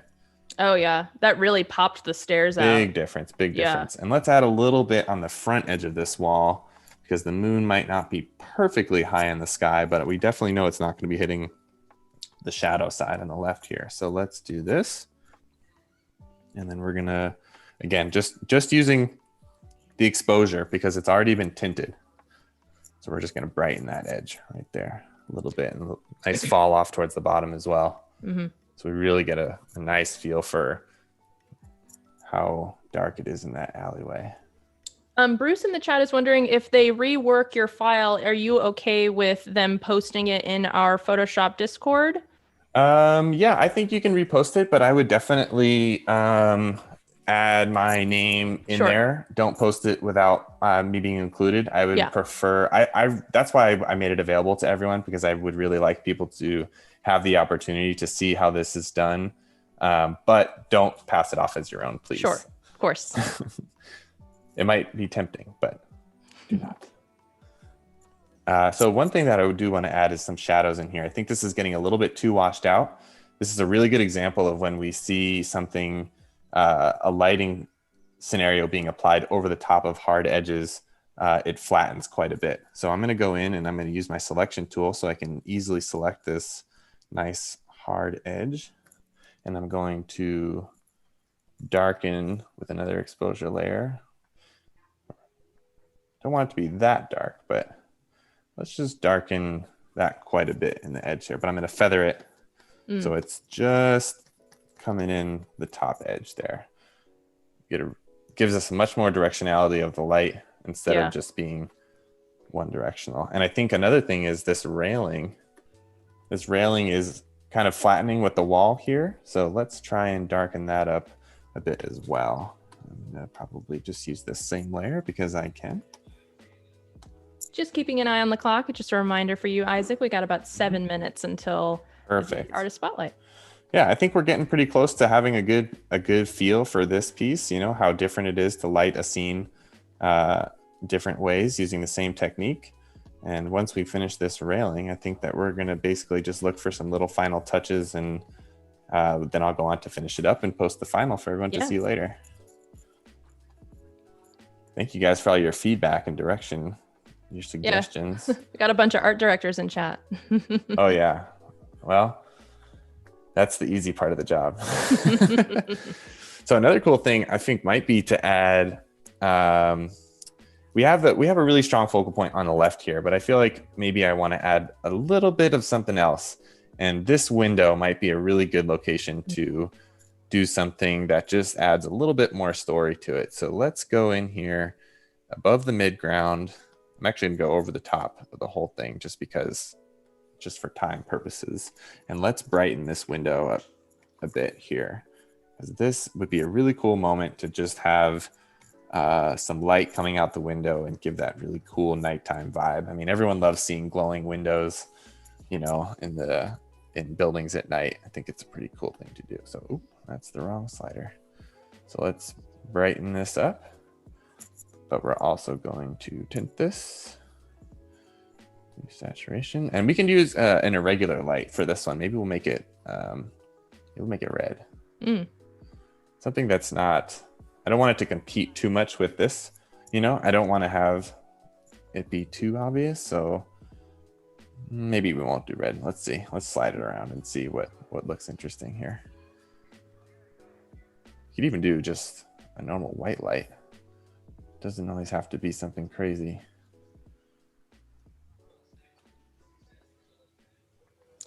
Kim is asking, any advice for getting your foot in the door for animation? Yeah, I mean, animation is a very competitive industry, but it's also a booming industry. So I think that any new graduates, I would definitely recommend doing as much as you can to connect with other artists on social media. Social media is a fantastic tool for artists. Don't be shy about sharing your work and reaching out to artists whose work that you really enjoy. I think that's the best way to learn. And, you know, be a part of the community. Animation has a really strong community. There's events like CTN and Lightbox, which maybe didn't happen so much this year, but I think down the line, they're going to be a fantastic resource for anyone trying to get into the industry. It's a great way to meet talent and also absorb a lot of knowledge in a very short period of time. So that's how I got my in, is just by meeting people and traveling, and kind of, social media works the same way. You don't have to go to an event in order to meet people. Just share your work and be nice to everyone. Yeah. And always keep learning. Don't feel like you're done learning once you got out of school. I think all of us are constantly learning new techniques. And it's a really great thing to do, to just keep challenging yourself and keep working on your portfolio. It might be a lot. It might take a while, but if you keep at it, you'll get there for sure. Yeah, absolutely. All right. This is going to require a little bit of finessing, because I feel like the windowsill is too bright and we want the light on the inside to actually be, might go over the top here. Daryl that says, amazing to watch an experienced artist at work. Your techniques and solving visual problems with editable layers is really inspiring. Yeah, it's really it is problem solving. Like that's basically what it comes down to, is visual problem solving. That's a very large part of what the job is. So I think that's looking at how other artists solve problems is a really great way to learn.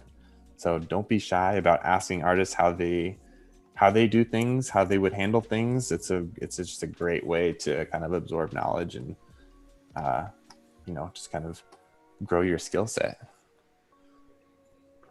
All right, that's a little bright, I think, but it's nice to just be able to add in. Let's see what it looks like without it. Let me group this real quick.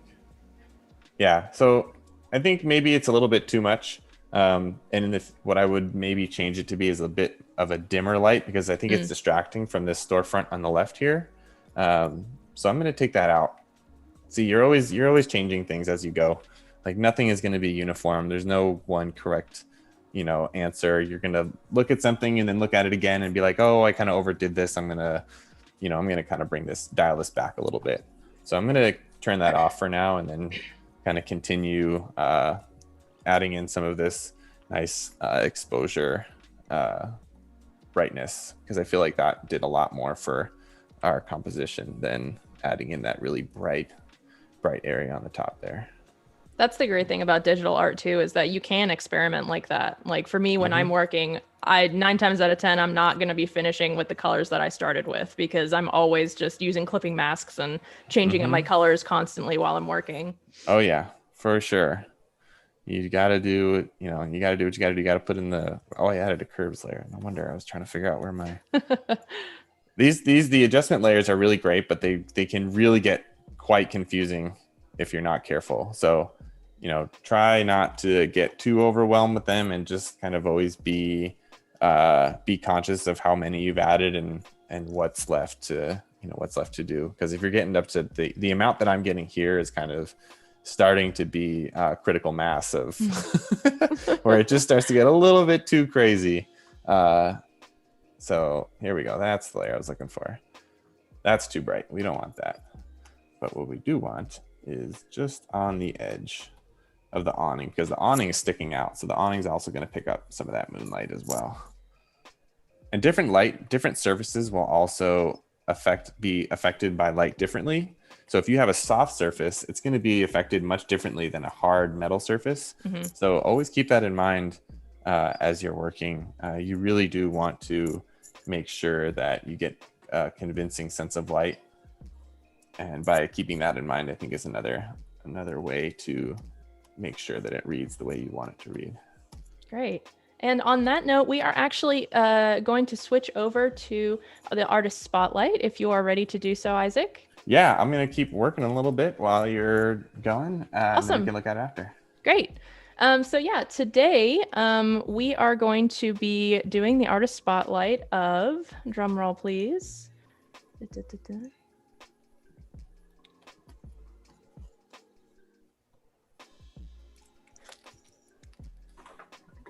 it is going to be our esteemed moderator, Wade Acuff, who is currently actually moderating our stream as we speak.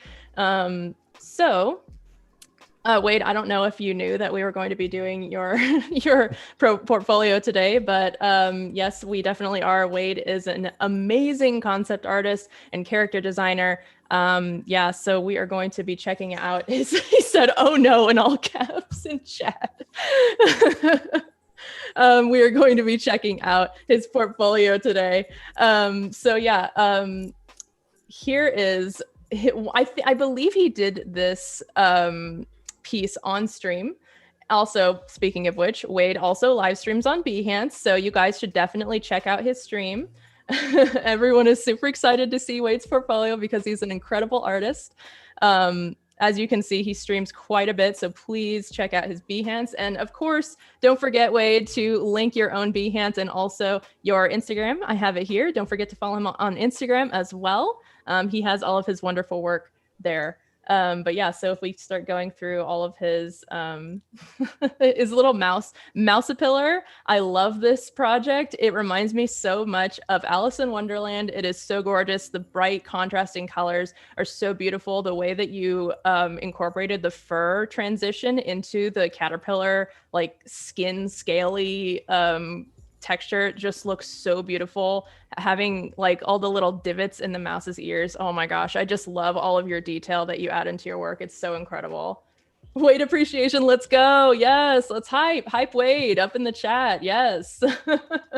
Thanks so much. Yeah, of course. And of course, here is also, he has his Behance streaming schedule on his account as well, so you can check that out if you're wondering whenever he goes live. Also, I love this Poseidon piece because he is just like super bronzy. You always got to be getting your super bronzy, sparkly skin when you are the god of the ocean, of course. all of the texture detail in the hair is so lovely. The skin, just, oh my gosh, the anatomy is just like absolutely perfect, and the foreshortening on this hand is just absolutely incredible. Oh my gosh. I can't get over. I was staring at this Poseidon piece before we went live, and I was like, "Oh my gosh!" The monochromatic look of this piece with the aqua and the bronzy tones are so gorgeous. And this portrait as well. Wow, the lighting, the directional lighting on this is absolutely incredible. That's beautiful. Yeah. See, we all agree. We all agree, Wade, your work is gorgeous.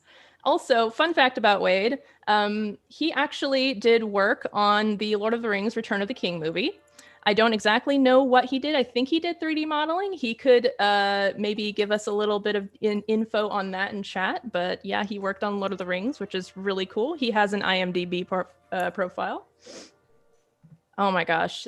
These concept images are so gorgeous. I always really appreciate an artist that can be so loose in their textures with their environments. It's so incredible. And the monochromatic color palette is beautiful. And then on this one, it's like all grayscale. And then we have this little touch of this red flag here, which is so beautiful. It kind of just really brings your eye in. Oh my gosh, the detail on this rubble in the background. Oh my gosh, how long did these pieces take you, Wade? I'm so curious. Sometimes I see concept artists that do these incredible scenes like this, and they're like, "Oh yeah, it took me like 45 minutes." Like, I know that feeling. I'm like, how?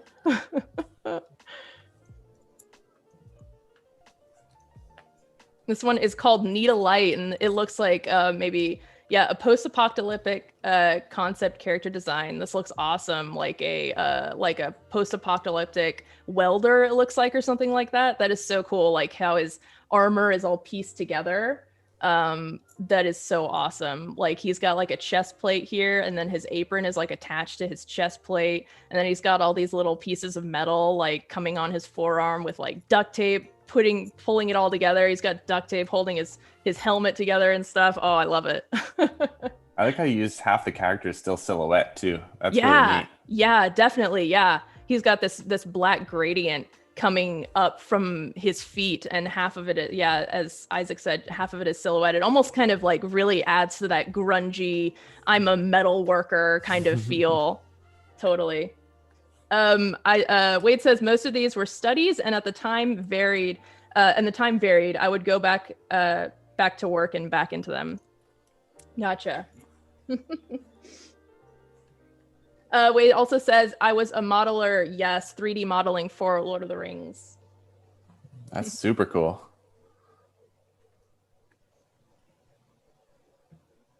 Oh, and this one is really cool too. Oh my gosh. Wow, the detailing and the lighting on this like brainy, like bubbly texture is so incredible. Like these specular highlights on here just really give that feeling of goopiness. Oh, I love it so much. All of the little details on this very futuristic armor here, just so cool, very geometric. I love it. Such amazing work. Yes, I totally agree, Gus. We all love Wade so much. Again, don't forget to follow him on Behance to check out his live streams. Here we can get a streamception here for a second while we check out just Wade's probably going to kill me for putting this on stream, but you know, here's a little sneak peek of what his streams are like. You can just check him out doing a bunch of different like grayscale portraits and stuff like that. Love it so much. Very cool. And again, don't forget to follow him on Instagram as well.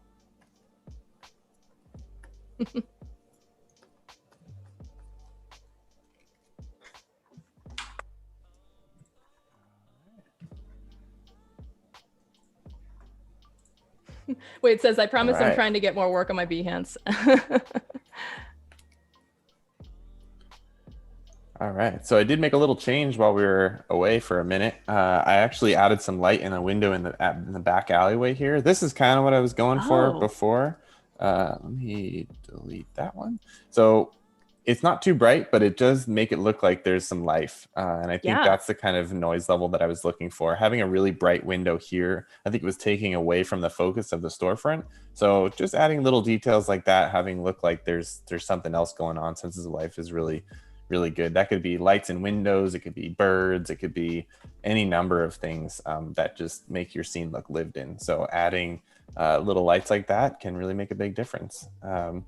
Yeah, so we're coming along here. I think it's definitely starting to feel a little bit more balanced. I added some light on the right side here because that gives a nice little frame to our composition. We're going to follow the light across the bottom and kind of get that nice hard edge, which brings us up to the top on the right. And then the sign will point us back to the storefront on the left. So it's kind of cool to watch your eye kind of flow around the composition in this kind of boxy pattern.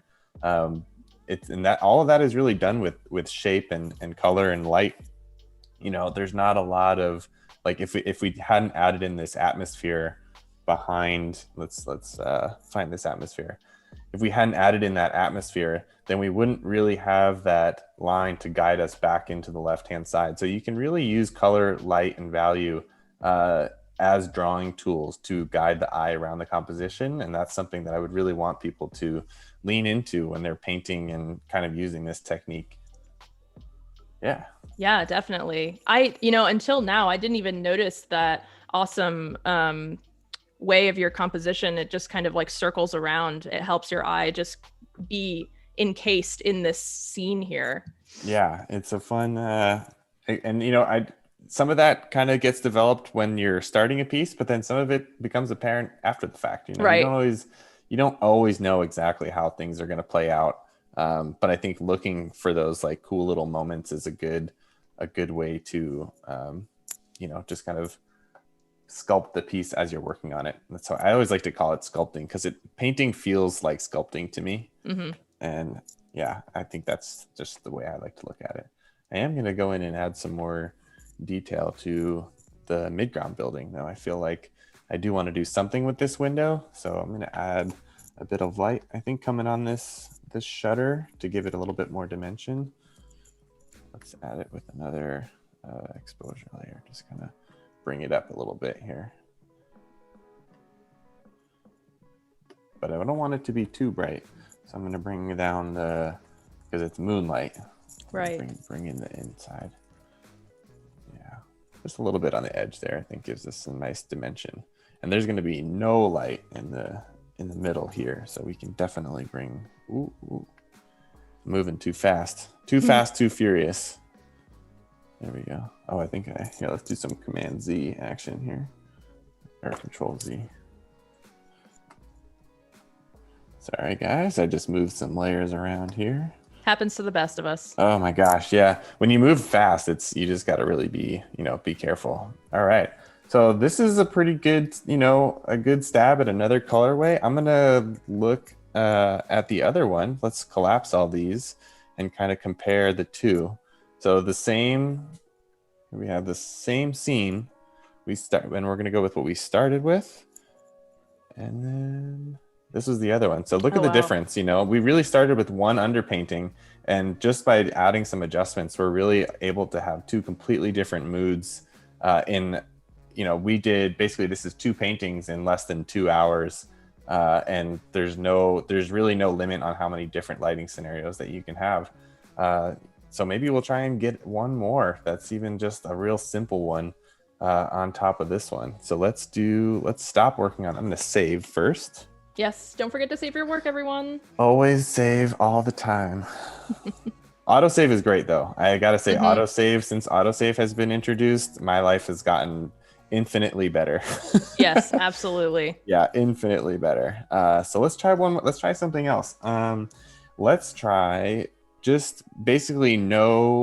not adding a direct light source. Let's alter the actual feel of this scene by just desaturating and kind of making it like really cool and misty, like maybe it's a foggy day. So I'm going to try that. This is going to be very different. Let's do hue saturation, because right now it's pretty saturated in there. I'm going to go in and adjust quite a bit of them. And then I am going to do some exposure adjustments, because we do have to separate the foreground and background. We do want, some separation. So let's do this. All right. Very excited about this. This is going to be a fun, see how fast we can get another variation in there. I think is going to be a fun challenge. Bruce in chat said, OMG, I just noticed layer 325. Oh, that's nothing. It gets pretty crazy. I've had layers that go into the thousands. Wow. But you really try and avoid that, as much as possible. Things just get really out of hand. And I think it's just one of those things that can get away from you really quickly if you're not careful. You also need to have like a pretty powerful machine once you start to get into layers that are that intense. So yeah, just be careful. It's like a drug. You're just like, oh, I'll just add another one. Of course. One. And then before you know it, you're just like, ooh, what have I done? All right, we're gonna go real desaturated. Hue saturation. Yeah, you can also before I was really adding stuff over the top and not really changing the colors of the actual local color. But you can do the same, you can adjust the local color as well. And this way too, it's not always just like the color of the light. If you're just feeling like, oh man, I really like pump the saturation way too high on some of these guys, you can go in and adjust your local colors this way in a similar fashion. So we're going to take out, look at how the mood just like changes. We're desaturating things. We're going to make it nice and misty and just give us like a real kind of like, it's going to be much sadder than that first one. The first one was really bright and happy. And I think like really just looked like a really warm, inviting scene. And that's kind of how I felt I wanted this to look when I started this piece. I think it was just inspired by some like traveling in Italian alleyways and walking through cities, and this is going to give a very different feel. So it's cool to be able to make these adjustments like this so easily. It's kind of almost very gloomy and overcast looking just by changing the saturation. Yeah, and we're gonna go a little bit more. I think atmosphere and saturation are definitely two of the biggest adjustments that you can make here. Exposure again, bring the exposure down. I think if you take a photography class would actually be a really good thing to take for painters. There's a lot of skills such as exposure, saturation, and everything that you understand about how lens, or not necessarily saturation, but how light works with the lens. And by absorbing that knowledge, I feel like you can definitely tell when people have a good photography kind of foundation, because their work and their ability to communicate light is really, really apparent in the painting. So I think there's a lot of crossover in photography and painting. So if you are interested in finding a way to absorb some extra knowledge that might benefit your skill set, definitely would recommend a photography class. Yeah, that is very true. I always think that looking to other career paths, such as photography, for instance, another creative career path, to get inspiration and to gain skills from that career path can also help you in your painting as well. Fun fact that not many people know is I almost did not go into illustration at all. I was almost a photo major. I went Really? to pre-college for photography, and I had to decide, at one point I was like, am I going to be photo or am I going to be painting? So not too many people know that. I think only my family knows that. Oh, really? Yeah, Wow. not that it's really any useful information for anyone, but I think it just shows that really when you are a creative person, there's a lot of outlets that can satisfy that for you, and you don't have to be stuck with like just one thing. You Yeah. can really have, I think it's really good to have multiple outlets. And this actually comes back to the question before about personal work. Having other creative outlets that are different than what you're doing for work is a really good way to kind of keep the inspiration flowing. I think if you're doing a lot of painting for work, maybe you're going to want to do some photography, or just kind of maybe try sculpting. Taking a class is another really good way to kind of jumpstart your inspiration, and especially taking a class in something that's different than what you would normally do, I think is Yeah. a really awesome way to kind of just like get the feelings Yeah. flowing. I did that too. I almost didn't become an illustrator because I went back and forth of whether I wanted to do that or not. So I actually went to floral design school, and I Ah, have a national floral design degree. But I still ended up going back to illustration. But I do I love floral design. It's kind of like what we were talking about. It's kind of just like another creative outlet that I can gain inspiration from. You couldn't stay away. Nope. Yeah, I think having an art degree also is really helpful for other areas. I know that this is, like sometimes people decide that they don't want to actually go into art even after they've gone to art school, and they might go into art related fields. Like we have producers who work for us in animation who understand the art process because they went to art school, and working with them is actually fantastic because they understand the creative process.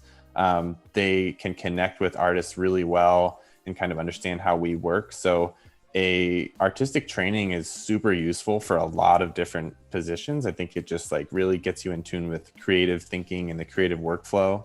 And you can always tell when someone has kind of had that training because they look at the world a little bit differently. So whatever career path you choose, if it's art or not, if you were to say, hey, I don't want to spend all my days working for someone else, I would really rather just make art my own thing, like that's totally cool. Because when you're drawing all day for someone else, it kind of sucks sometimes. Right. But having artistic training is really, really helpful for a lot of different positions in life, so it's definitely useful.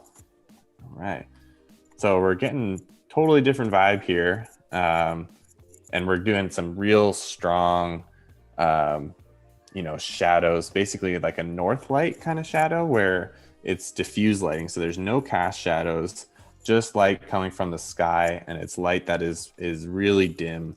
There's not a lot of intensity, but you will get some really dark undersides because there's no light. There's really nothing to give this any punch. So basically just using my selection tool to mask out these edges similarly to how we did before. And we're starting to get a much more, I don't say sinister, but it's not friendly, that's for sure. Just a little gloomy. I feel like maybe we could do something like, we have a few minutes left. I wonder if we can make this look almost like it's rainy. Oh yeah, definitely. This is going to be a little bit fly by the seat of my pants, but I'm going to try and We add just one got a few minutes more. left. You got to work real fast. Oh yeah. Well, no, I think we can do it. I'm going to add one more shadow in here in the midground. Go up here. Where's my midground here? Right, midground. Naming your layers is really wonderful when you can remember to do it when you're on the fly. Yesterday, I did not name anything. I just went fast and furious, and I looked at my file afterwards, and I was like, "Oh God, this is a real mess." I am always terrible at naming my layers when I'm live streaming. It's very difficult to remember when you're multitasking. It gets really intense. You're focused on making the right thing and making the right choices, and sometimes caution just goes to the wind. All right, I want to add in one more. Let's do exposure. Really want to darken this up in here, but we don't want that hard edge on the bottom. That was just temporary, so I'm basically just going to feather this out quite a bit, and then we can kind of get a feel for the fact that there's not a lot of light coming from getting up under that awning. Yeah, look at the difference. So I'm going to just kind of take this, and we're going to toggle through the other ones and just look at what we were able to do in under 2 hours time. Here's 1, here's 2, here's 3. Really 3 completely different moods. Oh my gosh, that's so incredible. Such a short period of time. So this is a really cool way to work, and I'd love to see, I made the file available for everyone. Make sure you use the discount code LIGHTISMAGIC so you can get it for free. And send them to me and I'll share them. I'd love to reshare whatever you guys do and whatever creative solutions you guys come up with. Can't wait to see it. Yeah, absolutely. I am just so blown away by how much work you were able to get done within the last couple of hours. Like, they're practically 3 completely different scenes, and you even just did this last one just in the last few minutes. Like, it's amazing. We're gonna try one more thing here, see if we can make it look like rain. That would be pretty rad. So I'm going to use basically this is just a loose brush, but I'm going to use the motion blur and see if we can get this to look like rain. I've never done this before, so we'll see what happens, but I think this might come out pretty neat. Yeah, so I'm gonna go to filter, blur, motion blur, and then we can change the direction of the blur once my computer catches up with how fast I'm moving. And then let's see if so this is a really cool tool. If you want to have something that looks like it's moving or anything like that, motion blur is definitely the way to go. Awesome. Very cool, Isaac. Well, thank you so much for joining us today and yesterday. And thank you all for watching. We really appreciate it. Don't forget to follow Isaac also on social media, on Instagram, I believe, and also check out his portfolio as well. And please stick around, you guys, for our next live stream. I believe it will be the AI Daily Creative Challenge, as always. And I hope you all enjoyed this and got some good lessons out of it, because I certainly did.